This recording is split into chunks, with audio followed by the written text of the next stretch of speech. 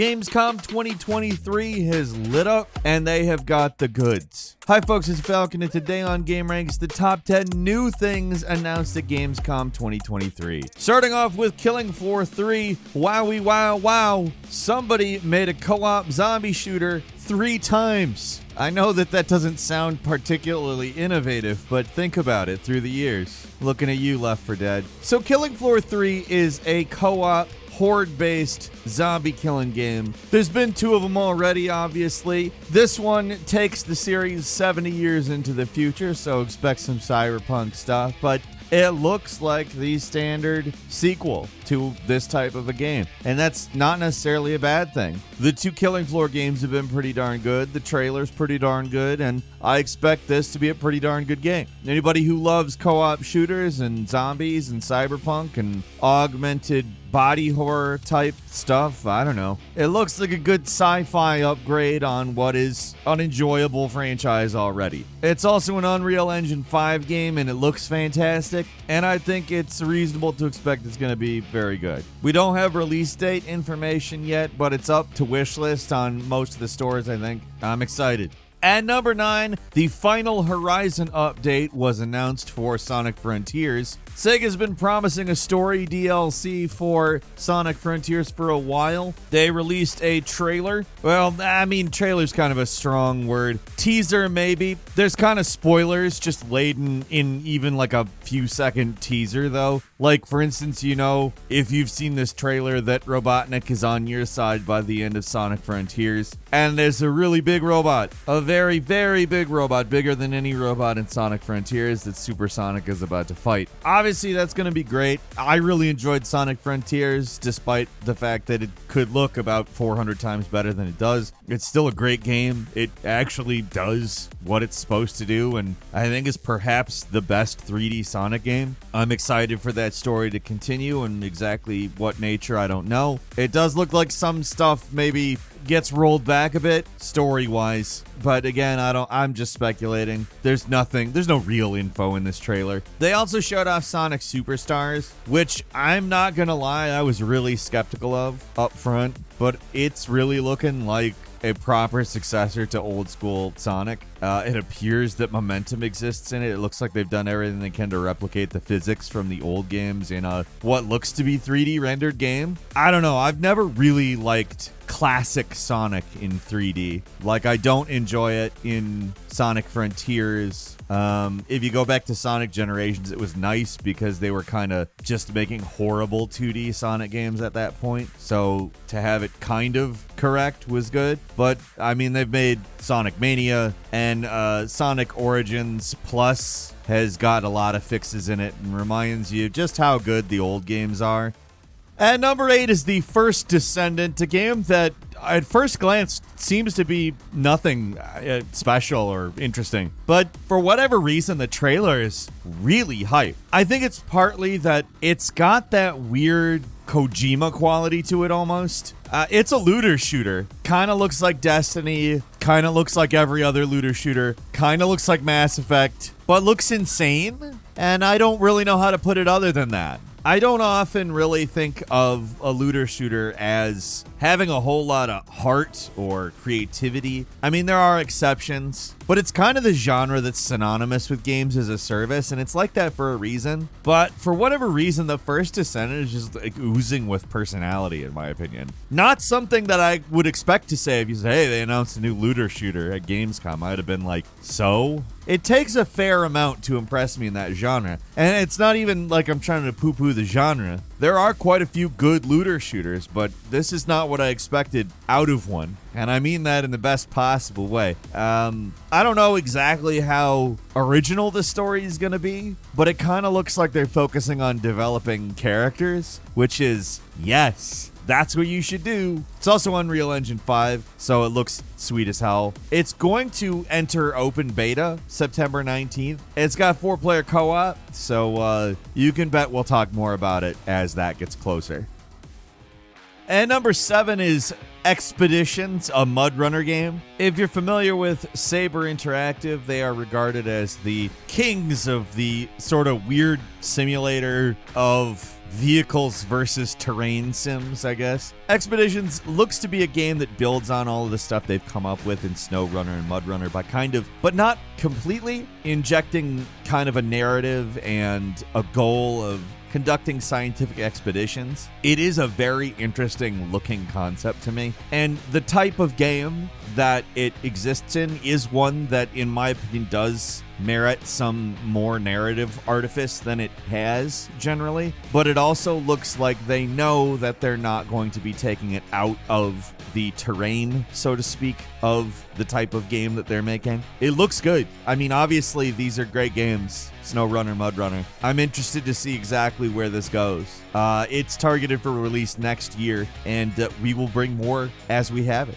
At number 6, Crimson Desert got a new trailer. It's probably more than you expect from it. Coming to us from Pearl Abyss, this game was originally going to be a prequel to Black Desert Online and just turned into its own thing. And its own thing looks pretty hefty, honestly. Honestly, this is the thing that has most reminded me of The Witcher out of most things I can think of. It really, really looks like it. Although, The Witcher never got to steal a horse and buggy from anybody. Geralt wasn't, as I recall, even an attempted fisherman either. It looks like there's just a lot of stuff going on in this game. Like, you see the guy petting cats, dogs, playing the flute.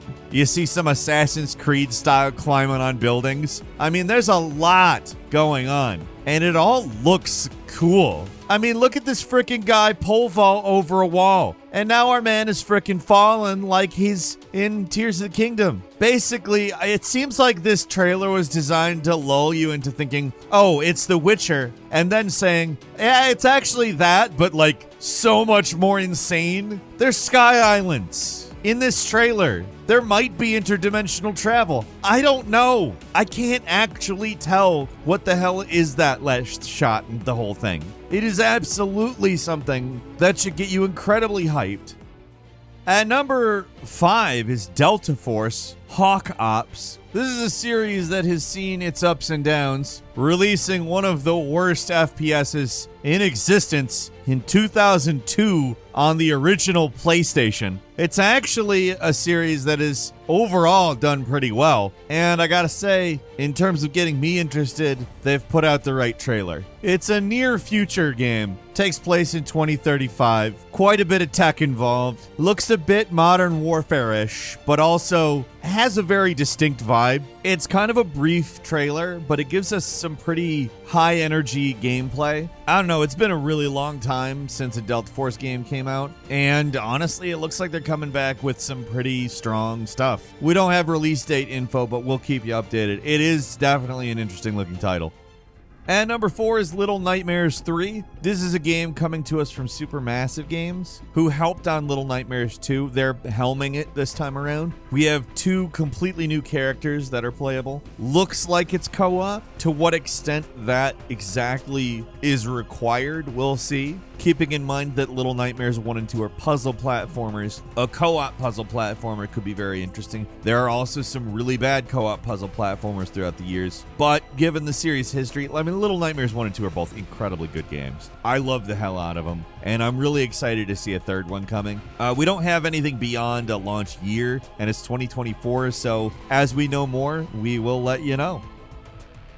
And number 3 is the Call of Duty Modern Warfare 3 campaign debut. Wow. I mean, if you want to talk about weather effects, I don't think I've ever seen them look this good in anything. I know this is a Call of Duty game. We're talking about high action, prison break stuff going on here, and infiltration, night vision, all of that stuff, but I just could not help but focus how insanely good the weather is in real time. There's a huge rainstorm going on, gale force winds blowing it all over the place, and it just looks crazy as you're just lighting up enemy forces. Obviously, the sound design is brilliant as always. You can't really play a Call of Duty without noticing how good the sound is. Everything sounds very satisfying, but I am really, really impressed. And it takes a lot to impress me at this point. And let's just be clear, once you get past that amazing weather and they go underground into the prison, it doesn't let up and become less cool just because you're in an enclosed area without any weather effects. It actually picks up and becomes cooler. I mean, this looks like a really good Call of Duty campaign. I know that might be stating the obvious. Of course it's cool looking, but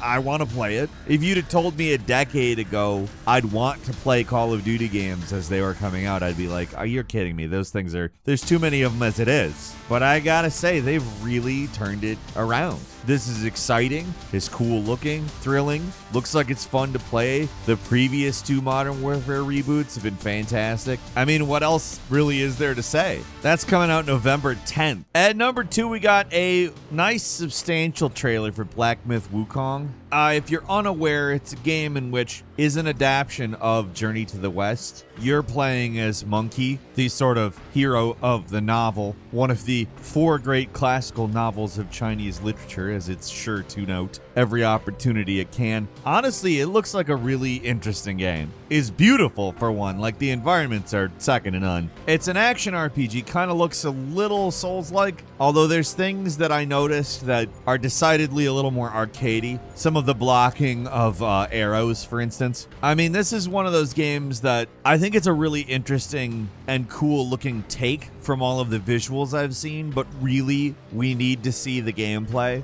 I know that there's some people that have been able to play it and seem to think that it is good, but I am not one of those people and I cannot tell you. The trailer was great though. I mean, obviously it was great. Look at it. Again, this is one we do not have a release date for. It is landing sometime next year though, apparently, and I'm looking forward to more on it.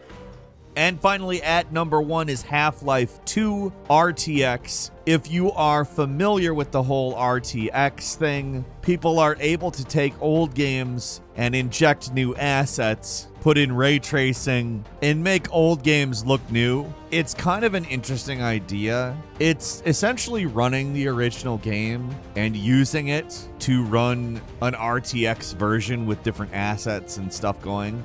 If you want more details on that, look into the Portal RTX release. I don't know, it's cool as hell. There's a lot to talk about with it. Too much for just a point. But all I have to say is look at how cool Half-Life 2 looks in RTX. I mean, it's something I want to play now. I don't want to wait. Got a couple of bonus for you. We got a 3-minute video detailing the new features of Cyberpunk 2077's Phantom Liberty DLC. They went into the redesigned perks tree, some new vehicles, and detailed the totally revamped police system. I don't know. I enjoy Cyberpunk 2077 as it is, but it looks like Phantom Liberty's really upping the stakes. And then the other thing we got to see was a new Mortal Kombat 1 trailer. It's totally insane. I mean, Mortal Kombat always is, but to me, this really does a good job of making the game look epic, and I'm really excited to play it. I love Mortal Kombat, and it looks like it's back and better than ever. And that's all for today. Leave us a comment. Let us know what you think. If you like this video, click like. If you're not subscribed, now's a great time to do so. We upload brand new videos every day of the week. The best way to see them first is, of course, a subscription, so click subscribe. Don't forget to enable notifications, and as always, we thank you very much for watching this video. I'm Falcon. You can follow me on Twitter @FalconTheHero, and we'll see you next time right here on GameRanx.